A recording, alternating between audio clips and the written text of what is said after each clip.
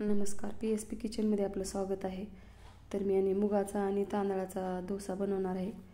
तर अर्धा कप मूग घेतलेले आहेत आणि 1 कप भरून तांदूळ घेतले। तर रात्रभर भिजत ठेवायचे। तर एकदम छान भिजलेले आहेत। तर मी आता ह्याची बारीक पेस्ट बनवून घेणार आहे मिक्सरमध्ये। तर सुरुवातीला पाणी न टाकता वाटून घ्यायचे। तर थोडंसं पाणी टाकून आणखीन वाटून घ्यायचे। तर बघू शकता वाटलेला आहे। तर आता तयार करायचे।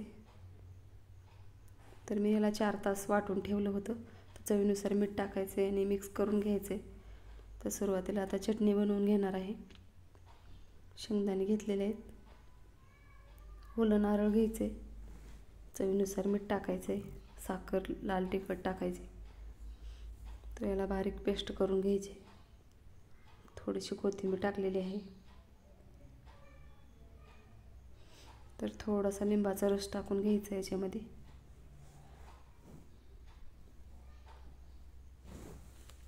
तयार झालेली आहे चटणी।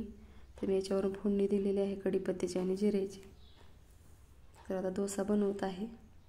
तर सुरुवातीला तव्याला तेल लावून घ्यायचे ब्रशनं। तर अशा पद्धतीने डोसा टाकून घ्यायचा आहे तव्यावर। बघू शकता एकदम छान असा डोसा तयार झालेला आहे। तर अशाच पद्धतीने सर्व डोसे तयार केलेत मी। माझ्या चॅनलला सबस्क्राईब करा, लाईक करा, शेअर करा। व्हिडिओ बघितल्याबद्दल धन्यवाद।